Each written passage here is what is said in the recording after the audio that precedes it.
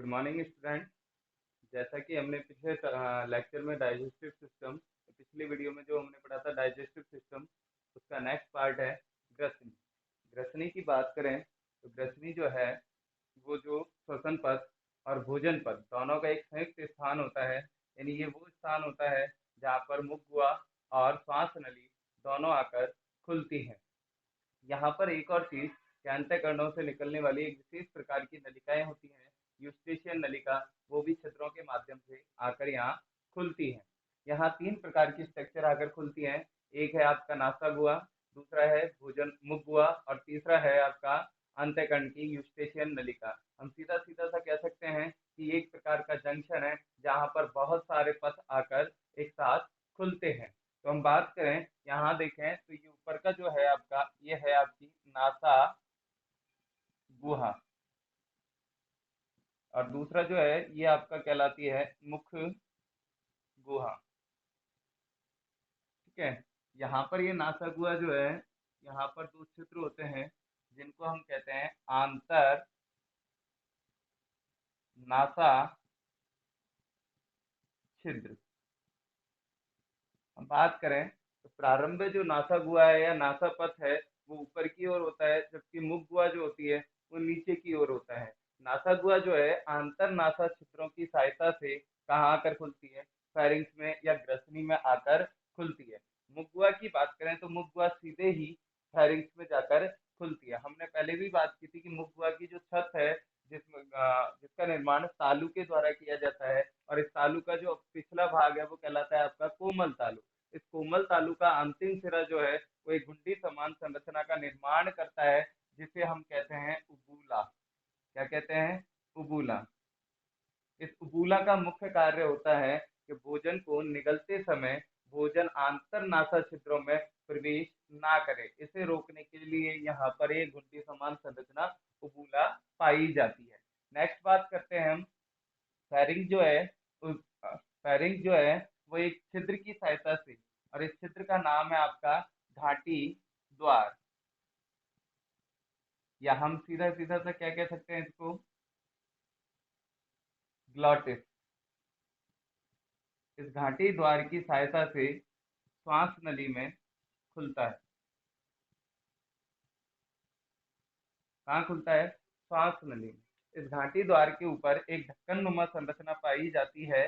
इस ढक्कन नुमा संरचना को हम कहते हैं घाटी ढक्कन या एपीग्लॉटिस।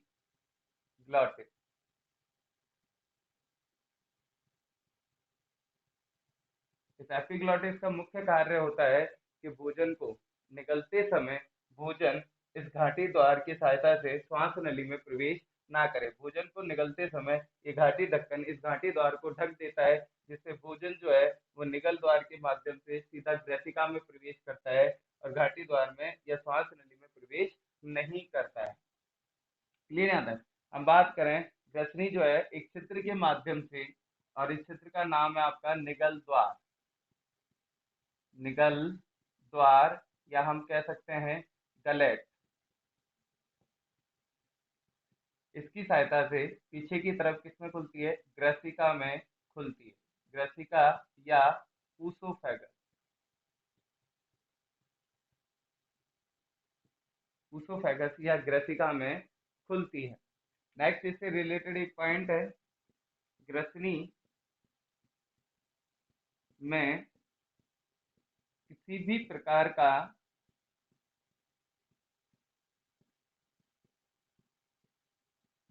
पाचन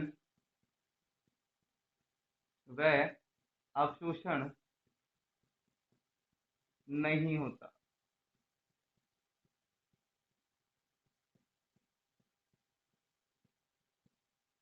ध्यान रखना, ग्रसिका की बात करें, सॉरी ग्रसनी है, ग्रसनी की बात करें तो ग्रसनी में किसी भी प्रकार का पाचन व अवशोषण नहीं होता है। ये मैंने पहले ही बताया था, ये एक प्रकार का एक प्रकार का क्या है? जंक्शन है या संयुक्त स्थान है, जो मुख गुहा को सीधे किससे? ऊसोफेगस से जोड़ने का काम करता है, और नासा गुहा को किससे जोड़ने का काम करता है? श्वास नली से जोड़ने का काम करता है। क्लियर? नेक्स्ट हम बात करें, भोजन जो है मुख गुहा में पाचन के पश्चात हम बात करें तो भोजन जो है हमने कहा था क्या? बोलस कहलाता है और निगल द्वार के माध्यम से कहाँ पहुंचता है, ग्रसिका में। नेक्स्ट टॉपिक आपका है ग्रसिका,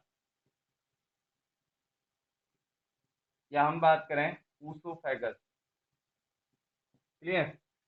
ग्रसिका की बात करें तो ग्रसिका जो है एक लंबी नलिकाकार संरचना होती है। ये लंबी नलिकाकार संरचना जो है गले से प्रारंभ होती है और वक्ष गुहा से होते हुए कहाँ प्रवेश करती है, आपके उदर गुहा में प्रवेश करती है। इससे रिलेटेड एक पॉइंट है, इंपॉर्टेंट पॉइंट है, ये ध्यान रखना। ग्रसिका एकमात्र ऐसा ऑर्गन होता है, ग्रसिका एकमात्र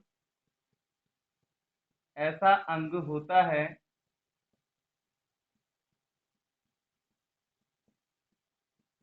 जो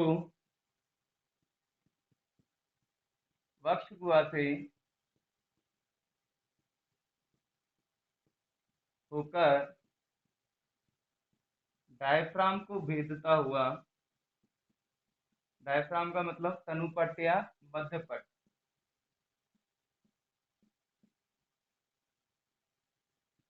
को भेदता हुआ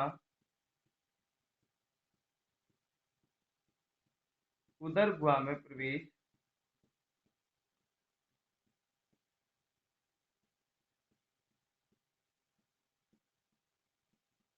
करता है। ध्यान रखना, ग्रसिका एकमात्र ऐसा ऑर्गन है जो डायफ्राम को भेदता है। पूरे शरीर में उपस्थित एकमात्र ऐसा ऑर्गन है जो डायफ्राम या तनुपट को भेदता है। क्लियर। नेक्स्ट बात करें तो ये 25 सेंटीमीटर लंबी नलिकाकार संरचना होती है। क्या होती है? 25 सेंटीमीटर लंबी नलिकाकार संरचना होती है। इसमें भी किसी भी प्रकार का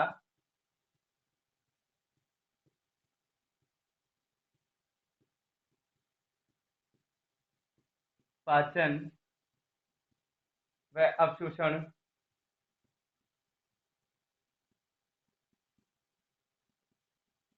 नहीं होता है। इसमें भी किसी भी प्रकार का पाचन व अवशोषण नहीं होता है। इसका मुख्य कार्य होता है भोजन को ग्रसिका के माध्यम से, या हम बात करें ग्रसनी से, इसको कहाँ पहुंचाया जाता है, आमाशय तक पहुंचाने का कार्य करता है।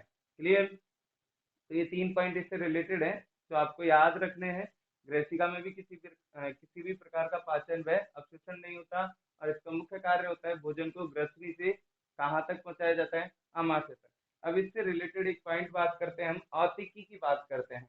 पूरे आहार नाल की औतिकी समझ लो, या हम कहें इसको ग्रसिका की औतिकी, दोनों की ही क्या होती है, सेम होती है। यानी कौन कौन से इसमें स्तर पाए जाते हैं, या आहारनाल के निर्माण में कौन कौन से ऊतक पार्टिसिपेट करते हैं या भाग लेते हैं, तो वो है। तो हम बात करें तो ग्रसिका या आहारनाल में 5 प्रकार के ऊतक या सेल्स जो है वो भाग लेती हैं या स्तर भाग लेते हैं, जिनमें सबसे बाहर की ओर होता है आपका पेरिटोनियम, उसके बाद होता है आपका सिरोसा, तीसरे नंबर पर होता है मस्कुलरिस, फोर्थ नंबर पर सबम्यूकोसा एंड फिफ्थ पर होता है आपका म्यूकोसा।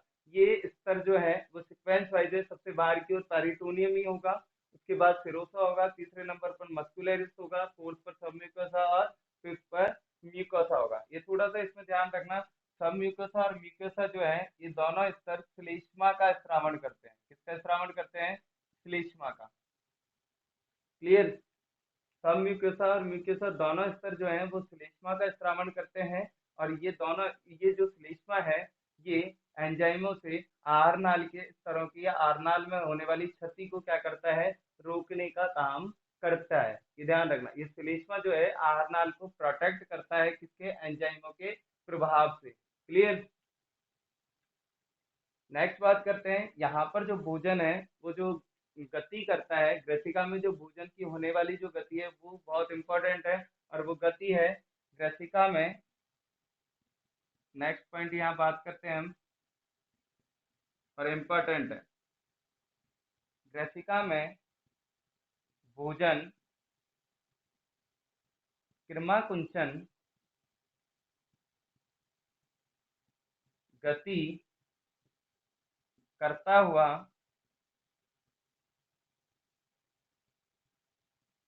आमाशय तक पहुंचता है।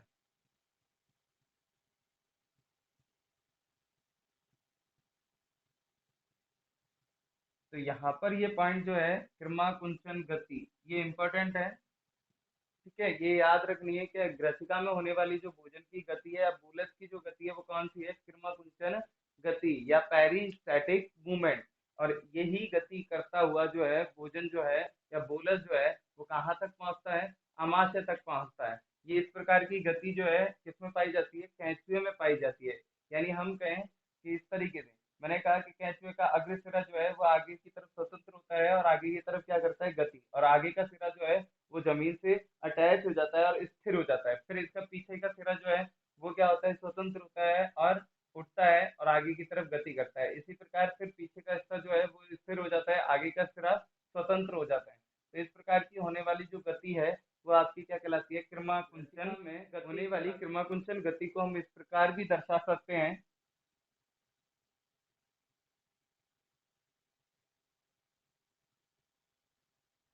जिस भाग में आपका बोलस होगा या ग्रसिका के जिस भाग में आपका क्या होगा, बोलस उपस्थित होगा, वो भाग क्या होगा आपका, फूला हुआ होगा।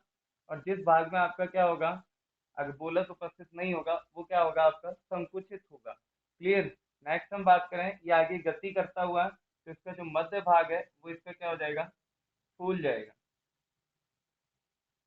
इस तरीके से। जैसे ही आगे की तरफ फिर गति करेगा तो देखो ये संकुचित भाग, ये क्या है इसका शिथिलित भाग या फूला हुआ भाग, और ये भी क्या है संकुचित। तो जहां इसका बात करें बोलस, वो तो फूला हुआ होगा, और जहां पर बोलस उपस्थित नहीं होगा वो क्या होगा, संकुचित। और इसका जैसे हम बात करें तो जो अंतिम भाग है वो भी क्या हो जाएगा इसका,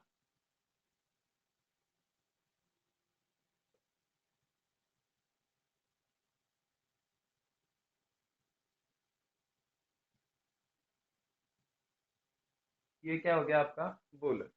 तो जहां पर बोलस उपस्थित होगा वो आपका क्या होगा, फूला हुआ भाग होगा।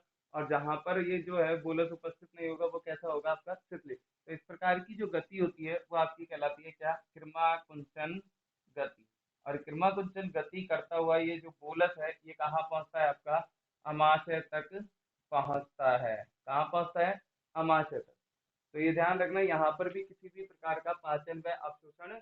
नेक्स्ट टॉपिक है आपका अमाशय। ठीक है, अमाशय हम बात करें तो उदर गुहा में स्थित होता है।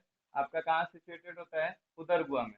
और ये कैसा होता है, एक जे आकार की संरचना होती है। कैसी होती है आपकी, जे आकार की संरचना होती है और एक थैलेनुमा संरचना होती है, जिसमें हम क्या करते हैं, भोजन को स्टोरेज करने का काम करते हैं। हम बात करें तो अमाशय को हम तीन भागों में बांटते हैं। अमाशय का जो सबसे अग्र सिरा है वो कहलाता है आपका कार्डियक अमाशय। क्या कहलाता है, कार्डियक अमाशय कहलाता है। ये अमाशय का सबसे प्रथम भाग होता है। और इसी भाग में आपकी कौन जुड़ती है, ऊसोफेगस, या हम कहें ग्रसिका आकर यहाँ जुड़ती है। जहां पर ग्रसिका और कार्डियक अमाशय दोनों एक दूसरे के साथ क्या जुड़ते हैं, उसी जगह एक अवरोधनी पाई जाती है। और इस अवरोधनी का नाम होता है कार्डियक अवरोधनी। इस कार्डियक अवरोधनी का जो मुख्य काम होता है, वो मुख्य काम ये होता है कि अगर बोलस एक बार अगर अमाशय में प्रवेश कर जाए, ये बोले जो है एक बार अमाशय में प्रवेश कर जाए तो ये वापस कहाँ नहीं जा पाता, ग्रसिका में प्रवेश नहीं कर पाता। हम सीधा सा कह सकते हैं कि ये बोलस के या भोजन के विपरीत प्रवाह को क्या करती है, रोकती है। क्लियर। अब यहाँ एक इसी से रिलेटेड बात करेंगे, अवरोधनी। और एक और होता है कपाट, या हम कहते हैं वॉल्व। क्लियर। कपाट या वॉल्व, जो आपने सुना होगा रक्त परिसंचरण तंत्र में उपस्थित होते हैं। इनका भी मुख्य काम क्या होता है, पदार्थों के परिवहन को क्या करते हैं, रोकने का कार्य करते हैं। तो इनमें अवरोधनी और कपाटों में दोनों में डिफरेंस क्या है, अंतर क्या है, तो बात करें तो अवरोधनी जो होती है वो आवश्यकता पड़ने पर क्या हो जाती है, खुल जाती है। अवरोधनियां जो होती हैं वो आवश्यकता पड़ने पर क्या हो जाती है, खुल जाती है। यानी मैंने कहा कि कोई अवांछनीय पदार्थ जिसको हम कहें कि अमाशय की सेल्स या कोशिकाएं जो है वो एक्सेप्ट नहीं कर रही है या उसका डाइजेशन नहीं हो सकता, तो उसको क्या करते हैं, बाहर निकाल दिया जाता है। ठीक है। तो क्या होगी, उसको बाहर निकालने की सीधा सा एग्जाम्पल है आप जो कहते हैं वॉमिटिंग, उल्टी करना जो होता है इसका एग्जाम्पल है कि अमाशय में अगर कोई अवांछनीय पदार्थ आ जाए, ऐसा खाद्य पदार्थ आ जाए जिसका पाचन संभव नहीं हो या हम कहें उसको अमाशय की कोशिकाएं जो है एक्सेप्ट नहीं कर पाए, तो उसको क्या कर दिया जाता है, वापस मुख गुहा के माध्यम से शरीर के बाहर निकाल दिया जाता है। तो क्या होता है कि आवश्यकता पड़ने पर जो है अवरोधनियां खुल जाती है, लेकिन कपाट जो होते हैं वो आवश्यकता पड़ने पर कभी नहीं खुलते। क्या हम सीधा सा कह सकते हैं कि विपरीत दिशा में नहीं खुलेंगे, चाहे व्यक्ति की मृत्यु ही क्यों ना हो जाए, लेकिन कपाट कभी भी विपरीत दिशा में नहीं खुलेंगे। क्लियर है यहाँ तक?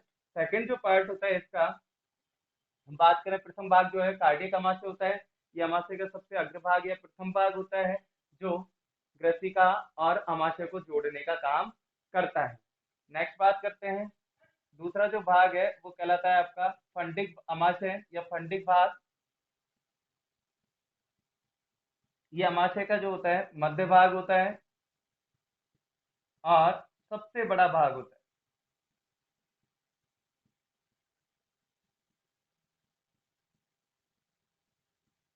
ये अमाशय का मध्य एवं सबसे बड़ा भाग होता है। और तीसरी बात करें, तीसरा जो भाग है वो आपका कहलाता है पाइलोरिक अमाशय।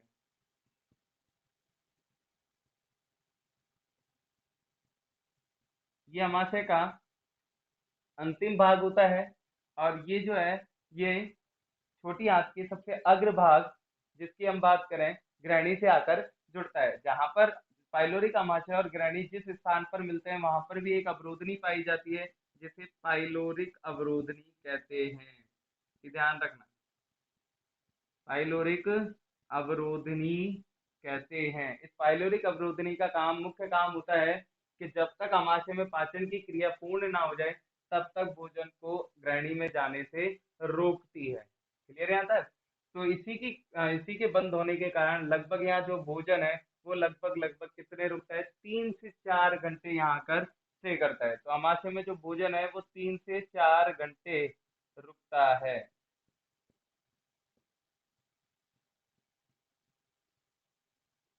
क्लियर है यहाँ तक? तो ये 3 पार्ट होते हैं। इसके स्ट्रक्चर की बात करें तो ये 3 पार्ट होते हैं अमाशय में। कौन कौन से आपके, सबसे पहला जो होता है वो कार्डियक अमाशय होता है, दूसरा फंडिक होता है और तीसरा जो होता है वो पाइलोरिक अमाशय होता है। नेक्स्ट हम बात करते हैं अमाशय की जो है दीवारें कह लो या फिर अमाशय की जो संरचना है, इसमें 3 प्रकार की कोशिकाएं उपस्थित होती हैं आपकी। और वो 3 प्रकार की जो कोशिकाएं, मैं यहाँ 3 तरीके के स्ट्रक्चर बनाए, एक राउंड, एक ट्रायंगुलर और एक रेक्टेंगुलर। यानी एक त्रिभुजाकार है, एक गोल है और एक आयताकार कोशिका है। ये तीनों प्रकार की कोशिकाएं पाई जाती हैं। सबसे पहले हम बात करें, सबसे पहले हम बात करते हैं आपकी इन्हीं की, और ये कहलाती है आपकी गॉबलेट सेल। क्या कहलाती है? गॉबलेट सेल कहलाती है। क्या कहलाती है? गॉबलेट सेल या कलश कोशिकाएं।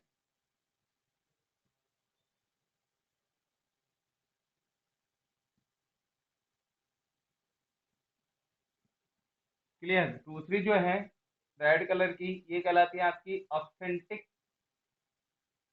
सेल। और तीसरी जो है वो आपकी ये है, और ये कहलाती है आपकी जाइमोजन या शीथ सेल। क्लियर है यहाँ तक?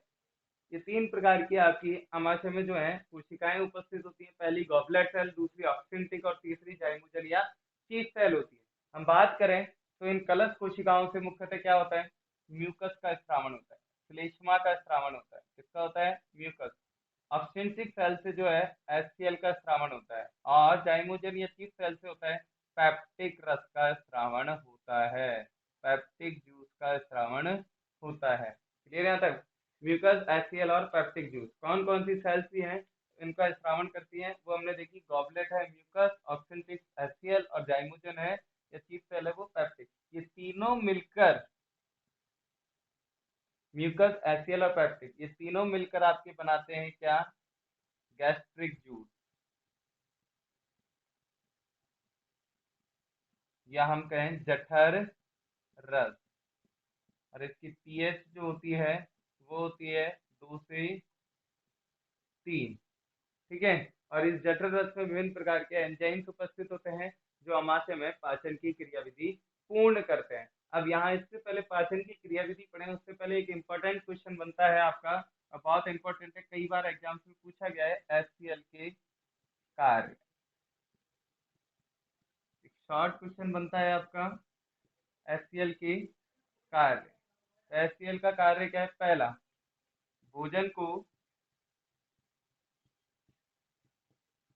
अम्लीय माध्यम प्रदान करता है।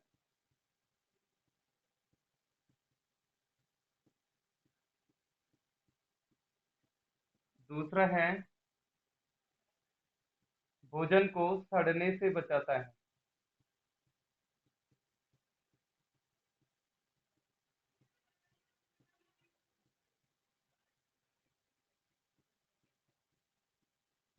ठीक है। तीसरा जो है, हम बात करें, भोजन के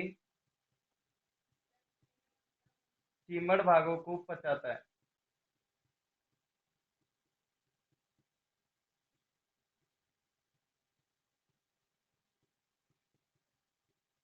चौथा जो है वो है निष्क्रिय एंजाइमों को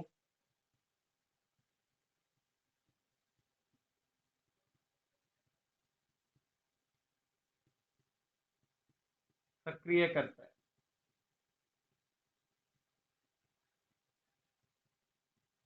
और पांचवा जो है वो है आपका पाइलोरिक अवरोधनी को बंद करने का काम करता है।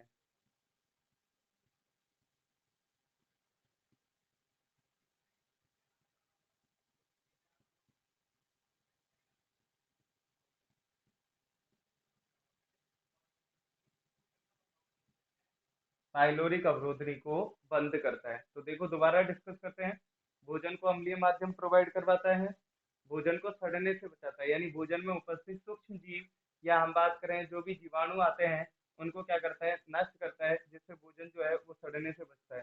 तीसरा हम बात करें, भोजन के कीमड़ भागों को पचाता है। कीमड़ भागों का मतलब है जो मांसाहारी जो जीव होते हैं, या हम बात करें जैसे मानव है, जो मांस खाने वाले व्यक्ति होते हैं, उनमें जो चमड़ी वाले जो भाग होते हैं उनको गलाने का काम करता है या उनके पाचन में महत्वपूर्ण भूमिका निभाता है। चौथा जो है वो निष्क्रिय एंजाइमों को सक्रिय करता है, यानी जो हम बात करें इसमें जो भी उपस्थित होते हैं एंजाइम वो निष्क्रिय अवस्था में होते हैं और एचसीएल के संपर्क में आते ही क्या होते हैं? वो सक्रिय होते हैं और विभिन्न पदार्थों पर क्या करता है? क्रिया करते हैं। और नेक्स्ट जो है वो पाइलोरिक अवरोधनी को बंद करता है कि एचसीएल की जैसे ही सांद्रता बढ़ती है पाइलोरिक अवरोधनी बंद हो जाती है और भोजन जो है वो आगे की तरफ गति नहीं करता और यही 3 से 4 घंटे क्या होता है? रुकता है। अब बात करते हैं इसमें पाचन की। यहाँ पर जो बात करें तो मुख्यतः प्रोटीन, भोजन में पे प्रोटीन भाग का पाचन होता है। किसका पाचन होता है? प्रोटीन भाग का पाचन किया जाता है। तो उसी के बाद रिगार्डिंग हम डिस्कस करते हैं कि कौन कौन से एंजाइम्स यहाँ उपस्थित होते हैं, उनके बारे में हम डिस्कस करते हैं।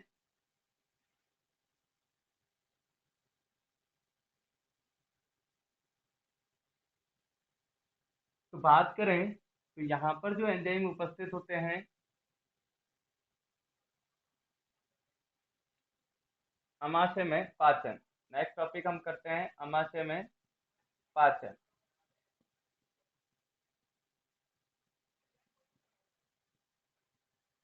ठीक है। पहला है आपका पेप्सिनोजन।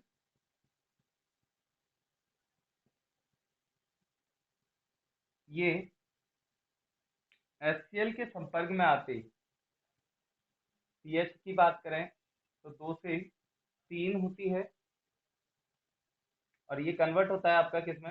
पेप्सिन। ठीक है। ये इसकी निष्क्रिय अवस्था है और ये इसकी क्या है? सक्रिय अवस्था। दूसरा है आपका प्रोरेनिन। इसको भी एचसीएल जो है कन्वर्ट करता है किसमें? पीएच वही 2 से 3, और इसको कन्वर्ट करता है किसमें? रेनिन। इसमें कन्वर्ट करता है, रेनिन में कन्वर्ट किया जाता है। नेक्स्ट हम बात करें, देखो प्रोटीन। प्रोटीन की बात करें तो इस प्रोटीन का पैप्सिन के थ्रू, किसके द्वारा? पैप्सिन। वही पीएच कितनी होगी आपकी? 2 से 3। पीएच का बहुत इंपॉर्टेंट है, आप इंपॉर्टेंस है, ये ध्यान रखना। ये पीएच आपको ही बताएगी कि हम कहाँ की पाचन की क्रियाविधि पढ़ रहे हैं। हर जगह जो है पाचन की क्रियाविधि की बात करेंगे, जहाँ हम पाचन की ये जो रिएक्शंस पढ़ेंगे, वहाँ ये पीएच बहुत इंपॉर्टेंट है, क्योंकि वहाँ हर जगह की जो पीएच है वो अलग अलग होती है। इसके बेस पर हम पहचान सकते हैं कि कहाँ ये पाचन की क्रियाविधि संपन्न हो रही है। ये प्रोटीन को कन्वर्ट करेगा प्रोटियोज प्लस पेप्टॉन। नेक्स्ट हम बात करें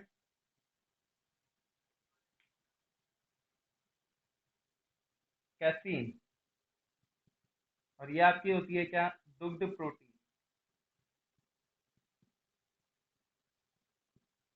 इसको रेनिन जो है कन्वर्ट करता है आपका कैल्शियम पैरा कैसिनेट।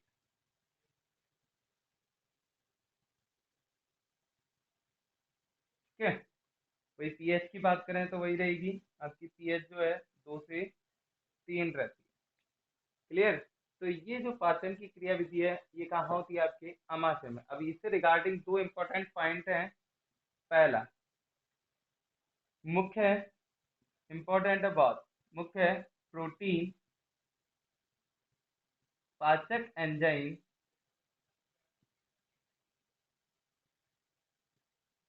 पेप्सिन की जगह कौन होता है, ट्रिप्सिन होता है। ये ध्यान रखना, क्वेश्चन आया हुआ भी है, पूछा भी गया है। तो मुख्य प्रोटीन पाचक एंजाइम जो है वो कौन होता है आपका, ट्रिप्सिन होता है। कौन होता है आपका, ट्रिप्सिन। नेक्स्ट बात करें, मनुष्य व गाय में रेनिन अनुपस्थित होता है। ये ध्यान रखना। तो यहाँ हम बात करें तो मनुष्य और गाय में रेनिन जो है अनुपस्थित होता है। इसीलिए यहाँ बात करें तो दुग्ध का जो पाचन है वो अमाशय में ना होकर कहाँ होता है, छोटी आंत में, और वो मुख्यतः किसके द्वारा होता है, ट्रिप्सिन के द्वारा होता है। क्लियर यहाँ तक। तो ये ध्यान रखना, रेनिन जो है वो मनुष्य और गाय में अनुपस्थित होता है। ये इंपॉर्टेंट है दोनों पॉइंट, ये ध्यान रखना। नेक्स्ट एक छोटी सी पॉइंट और था यहाँ, यहाँ पर एक कुछ मात्रा में वसा का पाचन भी होता है जो गैस्ट्रिक लाइपेज के द्वारा होता है। और वो होता है ये कि हम बात करें वसा, इसको गैस्ट्रिक लाइपेज या जठर, जठरीय लाइपेज को कन्वर्ट करता है किसमें, वसा अम्ल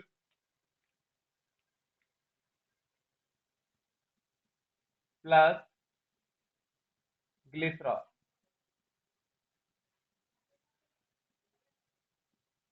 में कन्वर्ट करता है। तो ये जो बात हुई आपकी अमाशय के स्ट्रक्चर की बात होगी।